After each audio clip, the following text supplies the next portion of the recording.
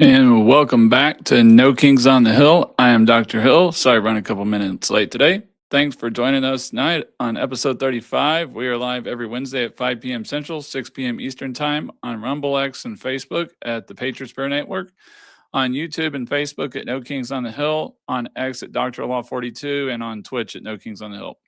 And if you can see our website down at the bottom of the screen, scrolling across there, No Kings on the Hill with drlaw.com, please take time to stop by there. That is where you can access links to all of our social media accounts, previous episodes, and other ways to keep up with what's going on with the show. There you can subscribe for free and have access to our weekly blog. If you'd like to help us grow this platform, you can subscribe to one of our paid tiers, which also allows us to continue growing and gives you perks as a subscriber, including but not limited to guest hosting opportunities, subscriber-only lives, Discord chats, and even a say in what we talk about next. And as always, if you're able to leave us a review, we'd love to know how we're doing. So please leave us a review to help us improve the show and reach more people. Now, today we're tackling a question that seems simple enough until you place the Constitution right next to it. When does election integrity become executive overreach? The Trump administration claims it is protecting the integrity of federal elections by strengthening citizenship verification, securing mail-in ballots, and coordinating federal voter data and postal procedures ahead of the midterms. That sounds like something that many conservatives will reflexively support. Only citizens should vote. Voter rolls should be accurate. Mail-in ballots should be handled with care. Election rules should be known before election day and not created afterward. But the easy question isn't whether the goal is worthy. The hard question is who has the constitutional authority to do it. State legislators are given the first responsibility for setting the times, places, and manners of congressional elections by Article 1, Section 4 of the Constitution. Congress can then alter those rules by the rules by law. The president is not given a blank check to rewrite election law whenever he signs an executive order with election integrity in the title. That tension is where today's debate lives, not in the lazy partisan version of this debate, not where one side acts like fraud isn't a concern and the other side acts like executive power knows no bounds. We're going to ask the originalist question. What does the Constitution actually give to the president, to Congress, and to the states? So I will check in to see, make sure everything's up. I'm going to get here started on my monologue here in a minute. So please engage in the comments once you get in or up. And if you have any questions, looks like we're just starting to get the count going. So hopefully we'll start seeing some more people in here in a minute. All right, I'm going to go ahead and get started with my monologue. So let's begin with something very conservative that should feel comfortable saying. Election integrity matters. Citizens should vote in American elections. Voter rolls should be accurate. Mail-in ballots should be traceable. Ballots should be handled according to clear rules, not vague promises from election officials or 11th hour bureaucrat patches like we're seeing in California. If a republic cannot make voters confident that elections are lawful, fair, and secure, it will struggle to make a case for every other political contest. So if the Trump administration says it wants citizenship verification, mail-in ballot security, federal data coordination, and improved chain of custody standards, conservatives should not oppose these goals. These goals are laudable. And in many cases, they are long overdue, which President Trump tried to get Congress to do in the SAVE Act. But constitutional conservatism cannot end at stating the goal. The Constitution then asks a second question: who has the authority to achieve it? And that is where this gets interesting. And frankly, that is where it gets uncomfortable for some folks on our side. The Constitution does not simply say, is this a good policy? Rather, it asks which institution can act, under what authorization, and with what limits. Elections are one area where that structure really matters. Article 1 vested state legislatures the primary authority to set the times, places, and manner of congressional elections. Congress can change those rules by statute. That is the constitutional framework. Legislatures first, then Congress, if Congress acts legislatively. The president's role is to take care that those laws are executed in accordance with the law. He does not have the authority to issue a parallel national election code through executive orders. This may sound kind of technical, but it isn't. It's the difference between constitutional governance and governance through administrative bypass. Which brings us to what is happening right now. The president's order calls for citizenship verification, federal data coordination, USPS rulemaking on mail-in and absentee ballot transmission standards, and USPS input in the state ballot designs. Supporters see that and say, good, about time somebody was doing something about these vulnerable mail-in ballot systems. And I understand why President Trump did it. I mean, obviously, he's frustrated because the SAVE Act was supposed to pass to have all these things in it, but Senate Leader Thune can't get shit done. Now, obviously, critics read that and say, now the president is trying to federalize election administration and restrict mail-in ballot access through agencies he cannot constitutionally use that way. Well, they're partially right. He can't use them, but Congress can. Both sides are missing the most important question, and it's not whether we should have election integrity. Of course we should. The question is whether this particular exercise of power comports with the Constitution. All right, the post office is designed to deliver mail. It is not designed to become a national election board. USPS can set mailing standards. USPS may require ballots to be placed in machine-readable envelopes. USPS can institute tracking. Those are all reasonable things for the USPS to do as an element of its mail administration. But when the Postal Service begins making transmissions of ballots contingent on approval from federalized lists, state filing requisitions, or executive branch compliance officers, well, then we have to ask where mail-in delivery ends and election administration begins. Federal mailing standards, sure. Nationwide election law, lines have to be drawn somewhere. That is the line at issue here, because the president can say, I'm using USPS to secure elections, and that allows the executive branch to impose practical, if not formal, election rules on the states. Then what's left of the election clause? What's left of Congress's power? What's left of state legislative power? And conservatives should be very wary here more than most. We spent years crying foul when presidents used administrative agencies to achieve ends Congress did not enact. We balked when administrative agencies discovered huge new powers lurking within old statutes.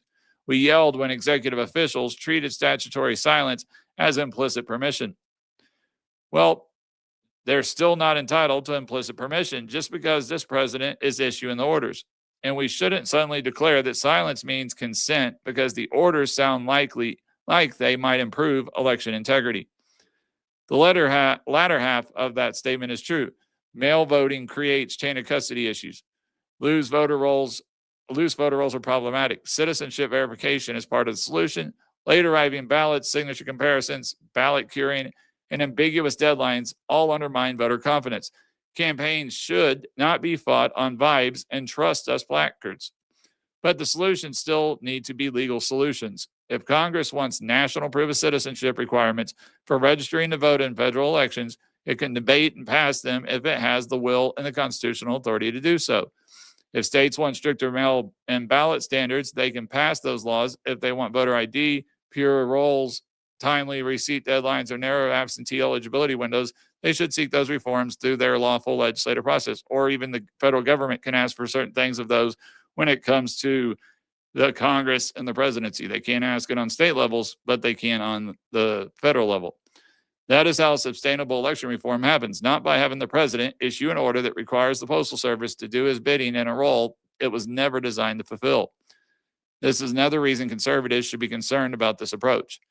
If you begin federalizing aspects of election administration through the executive branch today, you bequeath a weapon for the next administration to use tomorrow. We don't want to give that much power to Democrats once they get power back. They could use it for, we use it for ballot security, sure, but what about ballot access mandates, federalized mail voting expansions, pressure campaigns against conservative states with independent election laws? Power stays in office far longer than it stays with any individual president. This is why the constitutional structure is not just a partisan luxury, it is a guardrail. It restrains our political opponents, but it also restrains us when we are tempted to take shortcuts on our own side. So here's what conservatives should be saying. Secure the ballot box, clean the voter rolls, verify citizenship, get Congress to pass the SAVE Act, get Leader Thune out of office, institute mail-in ballot procedures that promote integrity and public confidence whenever the law allows. But let's do it through the institutions the Constitution actually assigns to do that job. State legislatures, Congress. The courts are to apply the law. The president should take care that those laws are faithfully executed. Election integrity is too important to leave a constitutional orphan. Don't make the mailman our nation's election judge.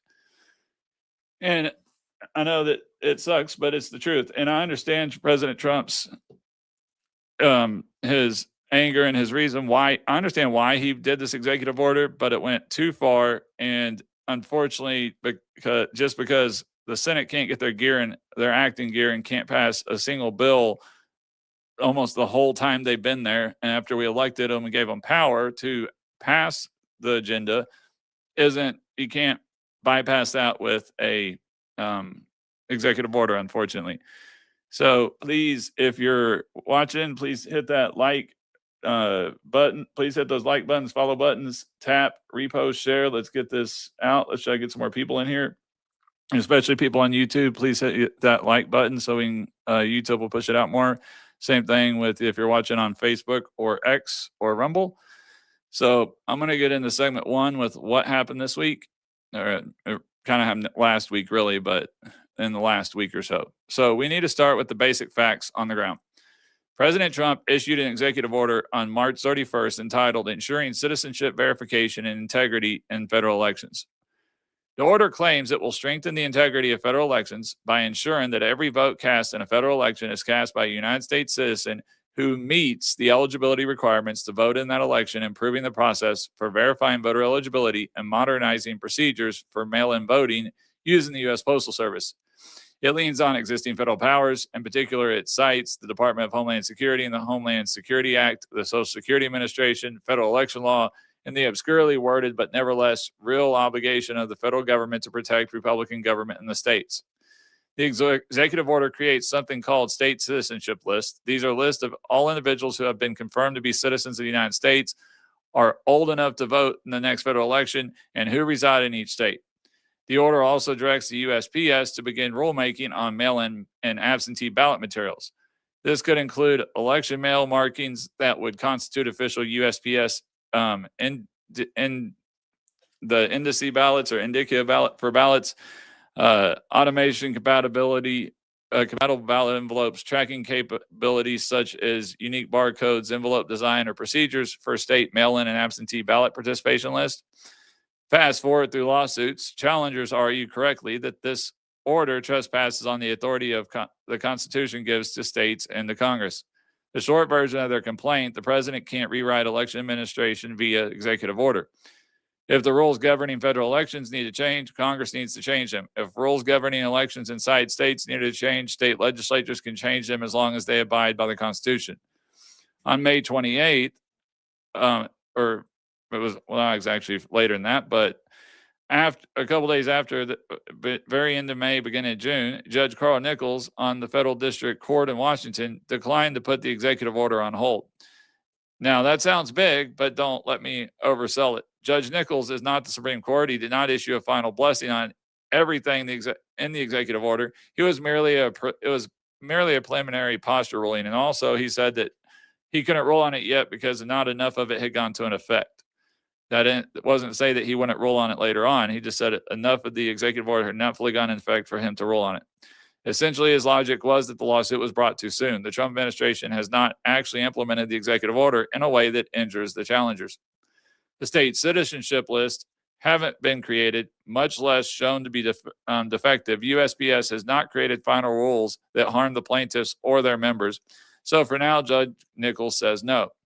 This means two things at once. First, the executive branch gets to keep working for the time being, but second, the constitutional fight is far from over. If DHS and SSA manufacture citizenship lists that kick eligible voters off, if USPS finalizes a rule that changes how mail-in ballots are treated, and if states feel coerced into complying with federal dictates, the challengers will be able to return to court. And that's what makes this such an excellent podcast topic. We don't have a completed legal narrative to discuss yet. We are watching the very beginning of a constitutional showdown that could impact the 2026 midterms, or really more in the 2028, since the midterms are pretty much already fully into effect. Obviously, we don't have the primaries until, not the primaries, but the general election until November the 3rd. But the Supreme Court has already ruled that you can't change election laws right before an election. Now, they never really have given a definition on whether it's a day, weeks, months, a month, 2 months, 3 months, we don't know. So obviously that's still kind of pushing it there. And why does timing matter? Well, election rules are always a sensitive subject, but election rules are especially sensitive during election year. The courts don't like to see things changed on the eve of voting.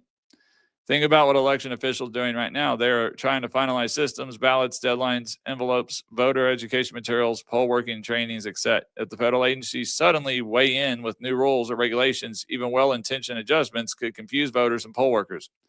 So when we say the Trump administration won in court this week, we're not telling the whole story. What we should really say is the administration survived the first early stage legal challenges because the judge believed the case was brought too early. Now we enter the real fight over implementation. What will the agencies actually do? What will USPS actually propose via rulemaking? How will states react, especially if they don't like USPS proposals? And when does a theoretical constitutional question become an injury that courts can correct? Those are the questions we tackle for the rest of the episode. So let me see how this Congress is effectively performing a coup on our constitutional. They are traitors, not.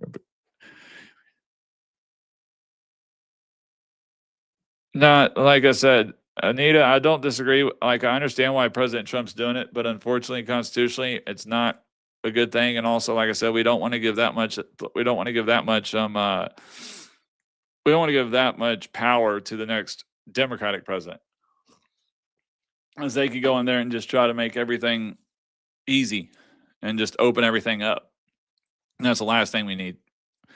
So, segment 2, the strongest conservative case for the order. And like I said, there's certain parts of the order that could go through. It's just there's parts of the order that are way beyond the power of the president to an executive order. Like, and I'll get into this more, but him actually requesting USPS to require the mail-in ballots, the scan, the barcodes, tracking like that, chain of custody, that's well within it. So here's how I'd make the case, obviously, for the Trump order. First, federal elections are national contests with national implications. The federal government has an interest in ensuring only lawful voters cast ballots. That's not extreme. That's not authoritarian. That's Republican government 101. But here's what the trick is citizens alone should vote in federal elections. We know that. If we can't say that with clarity and force, we've already lost. Citizenship is not some technical hoop. It's the legal confirmation of membership that entitles someone to help choose a nation's government. Second, the federal government can claim that states sometimes lack the best information. Immigration databases, citizenship records, SSA databases, and federal ID systems have traditionally been managed at the federal level. If the federal government has information that could help states ensure their voter rolls are accurate, why wouldn't they want to use it? And pretty much what this executive order did is pretty much enacted the majority of the SAVE Act minus the ID requirements is what it did. So, I mean, that's the strongest argument is if DHS and SSA can provide information to confirm citizenship in a lawful and accurate manner, state election officials might actually benefit. Voters might benefit. The system might, again, be trustworthy. And that's what we got to look at. And obviously, third, mail-in balloting changes the equation. Mail-in ballots are not inherently suspect. They just create a different set of vulnerabilities that in-person voting does not. When someone votes by mail, a ballot exists. A polling place is a controlled environment. It enters homes, drop boxes, local clerk's offices, the mail stream. It might be requested online, issued, mailed, received, remediated, changed, challenged, counted. Any of those steps can be completely secure, but each step also needs to be designed correctly because they can easily be corrupted or defrauded. Again, this is not paranoia. This is thinking about process integrity. And we've seen issues with it all over the United States of process issues that have shown up. So the argument goes, ballots are being mailed under the United States Postal Service. The USPS has an operational interest in making sure ballots are mailed securely. It can require ballot envelopes that machines can read. It can track ballots with its technology. It can ensure all election mail is marked as official election mail. And if election mail is robbed, delayed, forged, or otherwise illegally used, USPS can coordinate with election inspectors and local law enforcement. Fourth, voter confidence is part of the equation too. Conservatives shouldn't be ashamed to say that confidence in the system matters. True election integritists believe legal compliance is its own reward. They will insist that a voting system can be fully legally compliant even if most people don't believe it's administered fairly, equitably, or transparently. I don't agree with that view. If enough voters believe elections are rigged, they will be rigged, not in a legal sense, in a practical sense. Campaigns will evolve to exploit public suspicions. Partisans on both sides will believe the other side is cheating. Nothing illegal necessarily occurs, but constant assertions of cheating tear down faith in the democratic system. So, yes, the president can say that this executive order is about confidence, is about making sure voters can know their ballots are only going to eligible voters. It's about ensuring mailed ballots can be tracked. It's about taking federal law seriously and accurately enforcing it. It's about ensuring there are real consequences for election fraudsters. Fifth, the president also has an argument under existing law. Congress has already banned certain forms of election fraud. Congress has already legislated a federal voter registration law. Congress has already imposed national standards on parts of the election process. The president is not creating new power out of whole cloth. He can argue he's merely directing the executive branch to use tools already granted under existing law. There is an honest debate to be had about the efficacy of various election integrity reforms, but some of the criticism of these reforms has been downright unserious. Trying to verify eligibility equals voter suppression. Really? Come on. Cleaning voter rolls is actively wicked. If ballots don't arrive by election day, democracy dies. I mean, none of that is analysis. That's pure biased messaging. Yes, there is a case for election integrity reform. Citizenship matters, voter rolls matter, mail-in ballot security matters, voter confidence matters, and the federal law matters. But insofar as President Trump issued an executive order about election integrity, does he have the constitutional authority to do what he's done? And that's the question you really got to ask. And like I said, I think some of it went a little too far and went a little, if he had stuck with just the USPS stuff, left out the SAVE database through Social Security and all that for the citizenship verification, I think the executive order could have been ruled fine. And who knows, a judge may rule that that part is good and they rule that the other part is not good. I guess we'll see once they feel like enough of it's been enforced and the policy's been drawn up and they decide to go forward on it. But if anybody's new in here, please tap that like, repost, share. Let's try to get some more people in here. Share this out. Get it going live. I mean, we've got a decent amount of people going right now, but let's get some more going and see if you can tap those screens. Like I said, repost, share. Let's try to get some more in here. I'm going to get started with segment 3, the constitutional problem. So obviously, this becomes the question. The constitutional issue is not that election integrity is bad. The question, the constitutional issue, is that the election authority is delegated. It's assigned. It belongs. It does not wander around Washington looking for the most energetic branch to seize it. Begin with the Elections Clause. Article 1, Section 4 states the times, places, and manner of holding elections for senators and representatives shall be prescribed in each state by the legislature thereof, but the Congress may at any time by law make or alter such regulations except as to the place of choosing senators. That matters. The first actors are state legislators. The national actor is Congress, not the president through an executive order. Not DHS through a database, not USPS through mail rolls, Congress through legislation. That is the default for originalists. Election rules matter. They are not mere administrative details. They allocate power, political power. That is why the Constitution gives them politically accountable lawmaking bodies. Congress can defer to the executive on any specific item. The president may have a role. He shall take care that the laws be faithfully executed. He can direct executive branch agencies within legal bounds. He can enforce federal election crimes. He can insist that agencies obey federal statutes. He can require executive branch coordination. But the president does not get to create state citizenship lists. Faithful execution is not lawmaking. Coordination is not legislation. Agency management is not the same as creating an electoral accountability structure outside our federalist system. So when this order tells the Attorney General to establish state citizenship lists, we should ask where these lists are legally sourced. Are they mere recommendations? Are they optional tools that states may consult? Or do they become, in reality, de facto gatekeeping tools that determine who receives a ballot or who has their registration challenged? If these lists are purely informational, that solves a big chunk of the constitutional problem. Federal agencies provide information to states all the time. But if these lists become requirements for ballot access, or if they become tools the executive branch can weaponize to strong-arm states into refusing voters, well, then the constitutional problem escalates very quickly because this is done through the president, not through congressional legislation.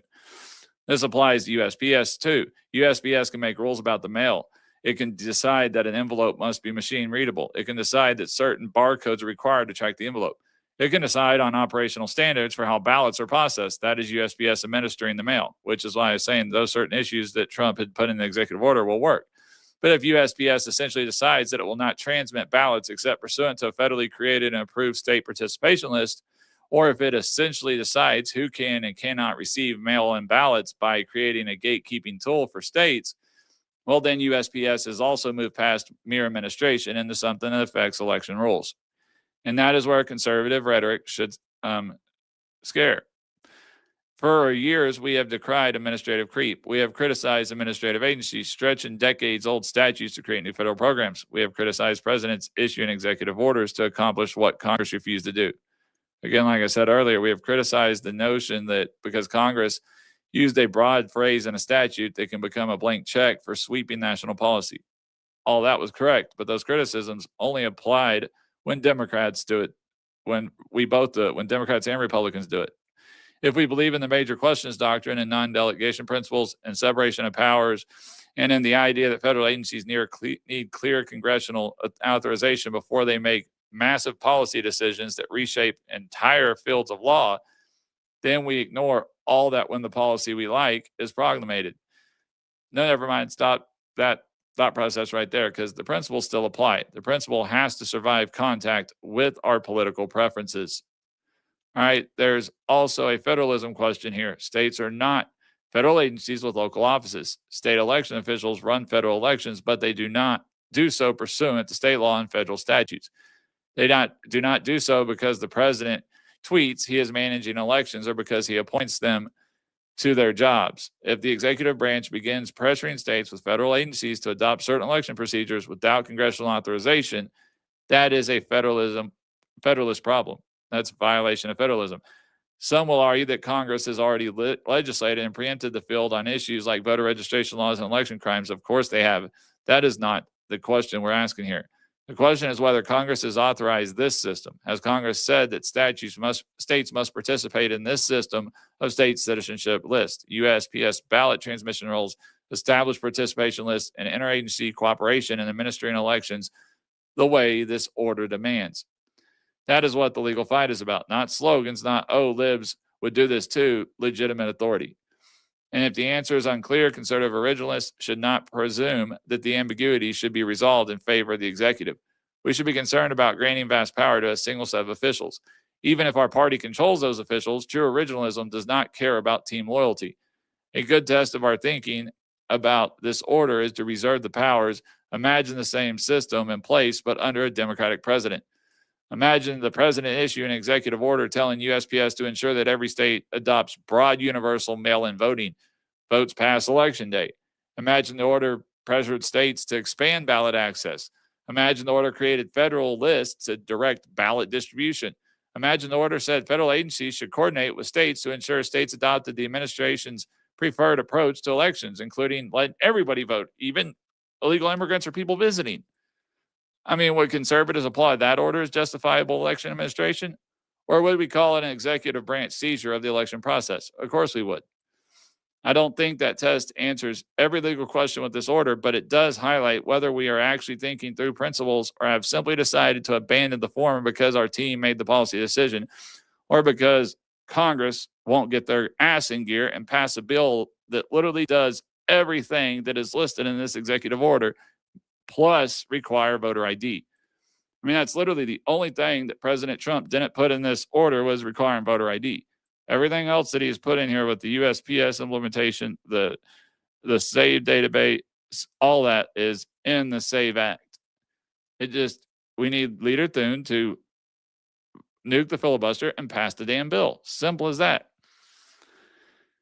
But he won't, because he's a globalist rhino who doesn't care about doing what's he was elected and put in office to do again. He only cares about doing what's best for his lobbyist and donors friends and his globalist elitist friends. That's it. So please like, share. Let's get some comments going. Tap that screen, share with some friends if you think they'd enjoy the segment.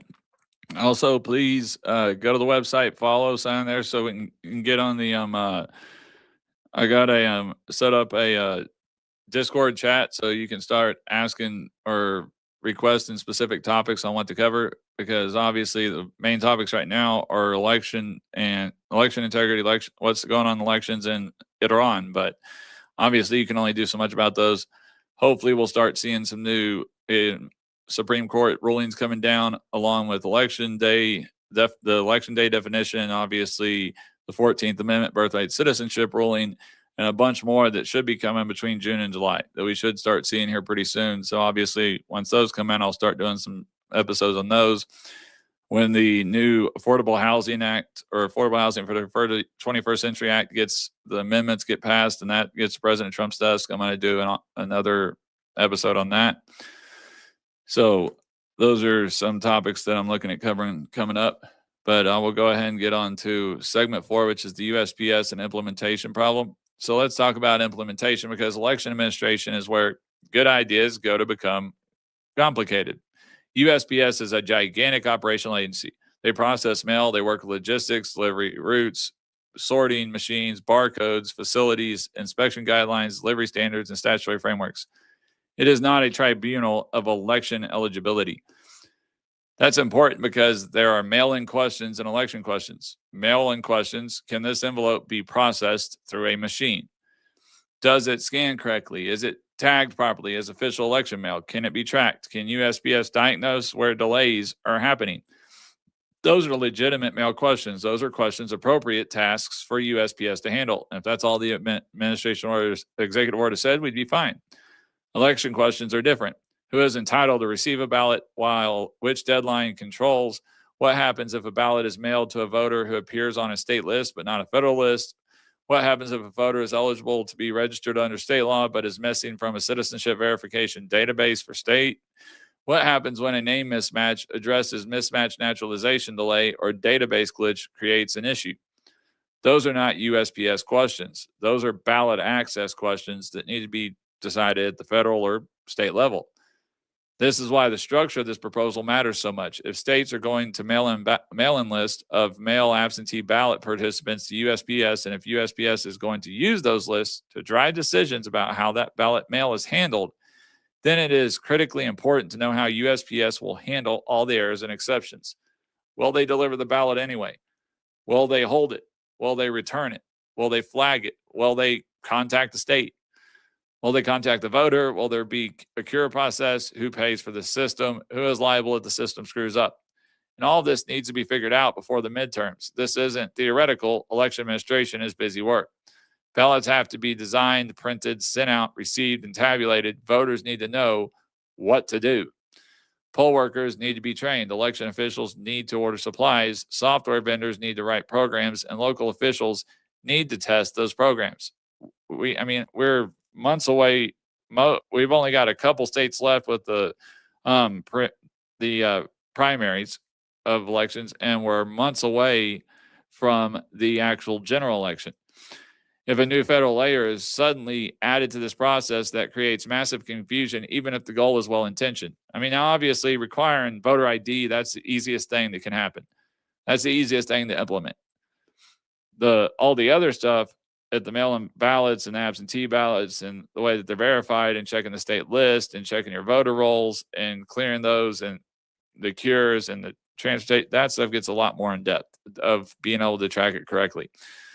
Conservatives should care about this. As conservatives, we love to attack election chaos. When rules are changed close to an election, we rightfully say that this undermines voter confidence. When judges and officials rewrite procedures weeks before voters head to the polls, we say rightfully that this is unfair. Look at all the calls coming out about the mail-in ballot system in California. That literally takes, there's third world countries that can count ballots in faster time than the state of California can. And third world countries that are the same size as California can count ballots faster than California can because of how screwed up their mail-in ballot system is. Obviously that's unfair to everybody to have to wait that long. When voters and poll workers don't know what ballots look like until it's too late, we say rightfully that the rules should be stable. We're about to see this play out with USPS if it goes forward. Suppose the post office and other federal agencies finalize these systems too late for state vendors to incorporate them into their software. What happens then? Suppose mail delays cause ballots to arrive late. Suppose voters receive different instructions about what to do if the mail is delayed. And then we got the other question that's, I kind of didn't put this in there, but the other question we're going to have coming up is once the Supreme Court gives the ruling on what's the definition of election day, that could change a lot of the state's mail-in ballot rules too. So we're going to have to see what happens with that. And obviously with the bigger Supreme Court ruling earlier this year that now allows you to challenge election rules before the election, you don't have to wait till after the election and show injury first. We're probably going to see a whole lot more election laws challenged, period, both sides, Republican and Democrat. Suppose there's a raft of legal uncertainty about how these eligibilities lists interact with state rules. Confidence in the election will suffer. Voters will be confused about those are outcomes conservatives correctly warn about every single election cycle. Here's the other problem. There is no perfect database of American citizens. Heck, there is no full list of American citizens compiled by the federal government. Naturalized citizens don't always appear correctly in outdated databases. Name change, address change. Sometimes databases contradict with each other. People move. Sometimes the federal records that are perfectly acceptable for one purpose, e.g., can this person buy a gun, are insufficient for another. What happens if a state uses a partial federal list to double check voter registrations? That's annoying, but it might be okay. But what if the full power of the United States Postal Service intimidates states into using an imperfect federal list as a gatekeeping device before mail-in ballots are even printed? That's much worse. In fact, that could be unconstitutional. Well, it would be, but that's why the judge's ripeness decision is so important. The judge basically said, hey, we don't know if these lists will cause concrete harm.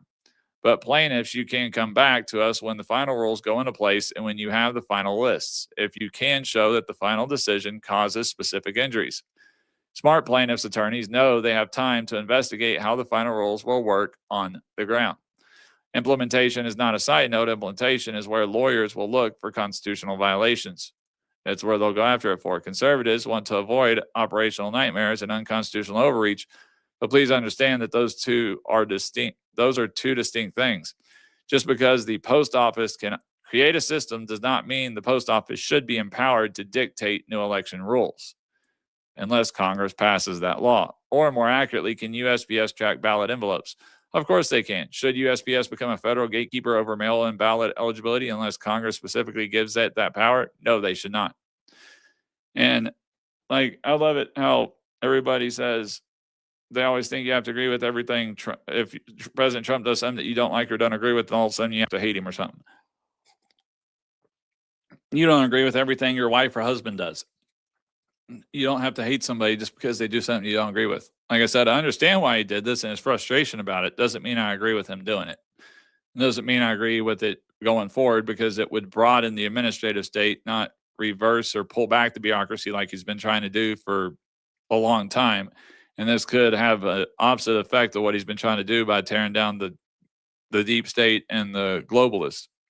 You give more power to the administrative state in this area to enact an executive order like this, that'll set new precedent come when it's time for Democrats to take office. And like I said, what happens when they decide to tell all the states, hey, you have to let everybody vote. It doesn't matter if you can no longer check for their you can no longer check their IDs. You can no longer ask for their citizenship. You can't clean your voter rolls. You can't do any of that. You just have to let everybody vote. I mean, if this executive order gets ruled constitutional, that is a technical situation that could happen based on putting that authority into the president's hand instead of Congress's, because they can't get off their asses to work because they don't want to work in the hard stuff or force, like, even if they don't nuke the filibuster, you could force a talking filibuster, which would still get us to the end to actually get the vote where you need the simple majority. But they don't want to do that. They want to allow Congress to be able to call a filibuster without actually getting up and debating, because originally that's what a filibuster was. Filibuster meant that you had arguments against a bill and that you wanted to go on the floor and have time to air your grievances to hopefully convince certain people to change their votes. And that was the whole point of it. now they can sit there and claim that they filibuster it, but they don't actually have to get up and stand and do any negotiating. So it's a whole lot easier to filibuster when you're not having to get up there and stand for hours on end until all 50 or however many of your all 100 senators have gone up there and talked. You don't. So it's a whole lot easier for you to call filibusters when you don't have to do that. If they would actually go back, either one, remove the filibuster or force them to do the talking filibusters, you would see a lot less people filibustering bills, because they wouldn't want to waste the time airing out hot air just to know that they're going to lose anyways, unless they actually believe somehow that they could convince a couple votes to turn. There is no point for them to spend all this time debating in the Senate. It would save us a lot of time. It would get a lot more bills passed, even with the filibuster still in place. But for some reason, they still don't want to do that. Also, before I get started in this next segment, please, like I was saying, hit that like button, repost, share with anybody you know. Also, follow if you aren't already following. We're live every Wednesday at 5 p.m. I do have guest hosts on sometimes. Last month, I had 2 different guest hosts. I had Sheriff Mack and the owner of Ironhawk Financial. Going to try to get a couple creators from TikTok this next month and get them on here. So please hit those like buttons and follow buttons. Like I said, check out the website and let me know what topics you'd like to see covered next. As far as segment 5 go, it's how conservatives should talk about it, obviously. So how do we talk about this without succumbing to either of the traps that we've talked about? Trap number 1, the left's trap. Pretend like concerns about election integrity are inherently illegitimate. That's wrong. Clean voter rolls, citizenship verification matter. Lawful deadlines, chain of custody, transparent counting procedures, these aren't attacks on democracy. They're conditions of democratic legitimacy, so we don't lose our democracy, so people can trust it and more people actually show up. I mean, facts have been proven that when people trust in their voting elections, they trust in the integrity of their votes in their elections, they actually show up. More people show up to vote versus the numbers going down like Democrats want to push. Because obviously, trap number 2, our own trap, is going into this fight automatically assuming that any policy can be dubbed election integrity and therefore be beyond constitutional questioning. That's wrong too. We cannot treat the Constitution as just a list of outcomes that we prefer. What's the better conservative position? There's 4 things that is. Number 1 is say yes to election integrity. Obviously, that's the most simple thing to agree with. Do not apologize for wanting secure elections. Only citizens should be voting. States should have accurate voter rolls. States should require voter IDs. Texas requires voting IDs. I just went to vote in the primary runoffs, and they actually scanned my ID to ensure that my ID was actually a real state ID, that it wasn't a fake one, that it could actually be scanned and I was who I was. And Texas has had voter ID in place for a long time. And I'm sorry, but our minority voting percentage has not gone down. We have not seen less minorities voting. We've actually seen our minority voters go up because, again, people feel more secure and more believe that their elections have integrity and that they're secured. So they actually show up to vote. They don't believe that people who aren't supposed to vote are voting when you have to show your ID. It's simple as that. Obviously, states should have accurate voter rolls because some people own 2 different properties, and while you can vote state level, they should also know that you're in 2 different states so they can mark on there that you're not allowed to vote in federal elections, which is why there should be a state ballot and a federal ballot, not all one ballot. Because that's another issue, is when states don't have separate federal and state ballots and somebody has land in one state, lives in another state where they have a guest house or whatever, but they still are voting at the state level because they have a right to vote at the state level for city, county taxes, everything like that, because they own property in that state. So they have the right to vote for representation, who represents the property or land that they own. But they don't have the right to vote at the federal level. You can only vote from the one state that you live in at the federal level, because the fact that the federal level, if you vote in 2 states, you're getting a double vote. When you vote in one state and vote in another state at the state level, you're not double voting. You're voting for your representative in the state that you live here in your main home and then your vacation or second home. So yes, states should have accurate voter rolls and they should be clean consistently. Mail-in ballots should be trackable. audible, and subject to clear deadlines. Election officials should not be making up new rules on election day, which Supreme Court has decided that. Like I said, now it can't be on election day. It has to be, they really didn't say a time, but they said it can't be right before the election. The Supreme Court really didn't say, and I've read the case, it didn't say a week, a month, really define it really well, unfortunately. Number 2 is say yes to federalism. States have real power over election integrity or election administration. It's not absolute power. Congress can legislate under the Elections Clause and elsewhere, but the president doesn't get to stand in Congress's place. Number 3, say yes to Congress doing its job. Does the country need national election integrity standards? Obviously it does. Then Congress should debate them, vote on them, get their ass in gear. Claim them as their own policy. Presidential action can be quicker, but quick is not the same as legitimate. Number 4, say yes to limiting executive president. If you applaud the executive branch doing something today, they will discover tomorrow how to do it a little differently. And that's what we don't want to happen. And that's not a conspiracy theory. That's just how constitutions work. Offices are forever, people are not.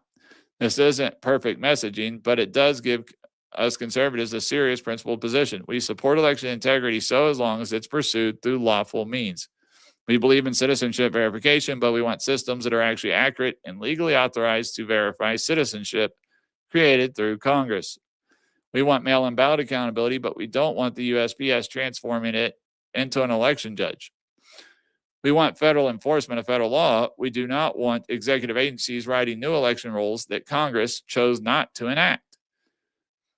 There's an easy position. Neither side will pick that fight on your terms, but it's a better position than what either side will offer in talking points. Plus, it actually leads to reforms we can get behind. States can restrict mail-in ballot eligibility. States can improve voter roll maintenance. States can establish cleaner receipt deadlines. Crap, the federal government can do it at the constitutional level. They can enforce states to enact that. States can consider voter ID laws to comply with constitutional jurisprudence. Congress can standardize proofs of citizenship rules if it really wants nationwide election administration. It can also require voter IDs at, again, the federal level. Obviously, it cannot require voter IDs or citizenship requirements at state level, but it can at the federal. Again, I still think we need a federal system separated from we need our federal system and our state system separate because of the fact that the states are allowed, state rights give them the ability to allow whoever they want to vote for governor, for mayor, for city council members, for judges, whatever. But federal voting is set at the federal level. So that means Congress and the House and Senate make the laws on who, and the Constitution makes the rules and regulations on who and who can't vote in presidential and congressional elections, which it's been decided that you have to be a citizen of the United States to vote in those. You can only vote in one state on the federal level. It's simple as that. We got to make sure that that's enforced at that level.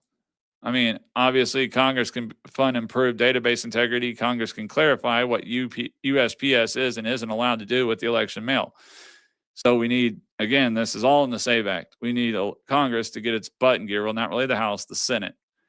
Can't say Congress itself because it's not the Senate's problem. I mean, the House's problem, it's the Senate. The House has passed over 380 some odd, 400 and some odd pieces of legislation. The corresponding bills passed in the Senate have been like, I think 78 now, which just shows how bad this Senate's doing. And it's just despicable that how little this Senate has gotten done because of John Thune not being able to, being a sorry leader, honestly. I don't understand why we have not forced everybody that's a Republican needs to call their senators and tell them to put a vote for no confidence up on Thune. He needs to be removed from leadership, and they need to place in somebody else, Mike Lee or somebody else who can actually pull the Republicans together, whipping them into vote in the shape for votes, and that can actually has the balls to do what's needed to lead the Senate to get bills passed for what they were actually put in office to do, for the piece of legislation that people voted them in office to get passed, which was the president's agenda, the Republican agenda. That's what they need to get done. But with Thune standing in the way, they're not getting shit done. So, I mean, obviously, all these things are slow. Persuasion is slow. Voting is slow. Compromise is slow. That is the point. The Constitution is supposed to make it very difficult to create durable national policy, except through the people's elected representatives actually owning that policy, which unfortunately, that's where our administrative state is blown up. Our administrative state has started giving our Congress, our representatives, the ability to not make all policy. They'll make a broad bill that'll state, hey, uh, Department of Housing and Urban Development, we would like for this instance to happen. Do what you need to do to make it happen. And then so the real legislation, the real meat of that legislation and that policy is created by the administrative agency. Obviously, that's a broad generalization. It's an exaggeration points, but you get the point.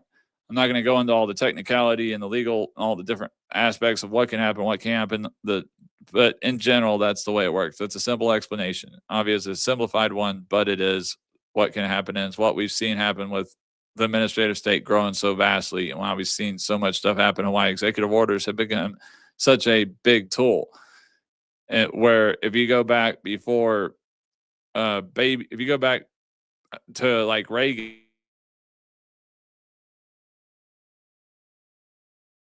back before the 1970s, executive orders were never used because, I mean, well, the administrative state wasn't really created till after World War II. But it didn't really start grow. It grew under. It was created under FDR. It started growing, then it really got big under Truman and everything else after that. And it started growing and growing. And obviously, as it got in the 60s, it grew anymore. 70s, it massively grew, and now the administrative state is where it's at. And you've got senators attacking Marco Rubio in a committee meeting because they're pissed off because he destroyed USAID, which was literally a front for the CIA. So I think that brings us all the way back to the title of the episode. Is Trump's executive order election integrity or executive overreach? The best answer might be yes, it is executive overreach. The goal of election integrity is good. Part of the method he chose through those seems like executive overreach. Recognizing both of those realities at the same time is something that I think constitutional conservatives should be big enough to handle. It's simple as that. So, getting to, before I close up here, just seeing if there's any more comments. Not really today. I got 300 people in here live, 279 on the native. Thanks for joining in. If y'all are on the natives, please also check out my No Kings on the Hill page on either my Facebook or YouTube, and then also on my No Kings on the Hill, my Twitch, or you can check also out my Dr. Hill Law 42 on the my X channel. Would love to see you check that out or check the website out and join me there. But I'll go ahead and get ready to close it up here. We got a couple minutes left. So before we go, let's finish with the takeaway. Election integrity is not a battle cry. It is not a partisan mascot costume. It is not something we whip out only when we lose or put away when we win. Election integrity means the rules are legal, clear, consistent, transparently applied, and administered by the entities entrusted with administering them. Citizenship verification matters. Mail-in ballot security matters. Voter roll accuracy matters. Chain of custody matters. But who draws the boundary on who controls elections matters too. If we want long-lasting election reform, if we want reform that will actually survive court challenges, drive it through state legislatures and Congress. Enact the laws, set the standards, write the procedures, let voters know who's calling the shots, let courts hold people accountable to those rules. Stop trying to build your ideal election system on executive orders and hoping the next president doesn't mess with it. The strength of our republic isn't determined by how much power belongs to a single branch if they have good policies. It's strengthened when good policies are enacted through their proper channels. All right? That is what constitutional conservatism demands of us. It demands we say yes to election integrity and yes to reining in executive power simultaneously. So I want to thank you for joining me tonight on No Kings on the Hill with Dr. Hill. I'm your host, Dr. Hill. If you liked this episode, if you found it helpful, if it helped you connect some constitutional dots behind the headlines, please like, subscribe, share this show with someone who needs to hear it, and leave us a review while you're at it on our website, nokingsonthehill with drhill.com. Let us know how you think we're doing, where you think we're spot on, or where we missed the mark. Also, what stories do you want us to cover next or in the future? And then, like I said, as you see the websites going across the bottom of the screen, No Kings on the Hill with drlaw.com. Please click over there and spend some time with us. Catch all of our past episodes and current ones. It'll let you give you link to all of our socials, and then any ways you can support the show. You can always subscribe for free to access our weekly blog, or if you want to help support us and get access to some really great perks, you can subscribe to one of our paid tiers. And on the paid tiers, obviously the subscription helps us bring you more content and grow, and hopefully start doing more than one show a week. Our paid tiers also offer opportunities to engage with us monthly, opportunities to be a guest host on the shows, subscribe-only live streams, Discord chats, and other stuff. So you can obviously nominate for the next topic we cover and whatever episode you'd like to see. And then remember, we go live every Wednesday at 5 p.m. Central, 6 p.m. Eastern on Rumble, X, and Facebook via the Patriots Prayer Network. Additionally, we are on YouTube and Facebook at No Kings on the Hill, on X at Dr. Law 42, and Kick at No Kings on the Hill 41, I think. As always, we cut through the slogans, we cut through doomer memes, we cut through the political theater, because this republic doesn't survive on hashtags. It survives on when we drive toward truth. It survives when we re-engage with the law, with order, liberty, with a constitution that actually means what it says. And if tonight's episode did anything useful, I hope it helped remind you that good policy and constitutional principles have to travel together, even if we don't like it. Being right about the problem is just half the battle. We have to be right about the solution, and we have to be right about who has the authority to implement that solution. Otherwise, free people keep pulling themselves back from the cliff of reform as a new era of rule by administrative convenience begins to take shape. So keep those emails coming. Keep letting us know what you want us to tackle next. Keep sharing this show with your friends, family, coworkers who you know are thirsty for something more than panic and screaming monkeys on cable news. You grow this with every share that you send our way, and believe me, I don't take that for granted. Until next week, stay informed, stay engaged, stay grounded in our Constitution, and remember, no kings on the hill, only we the people and the rule of law, and I'll catch you on the hill.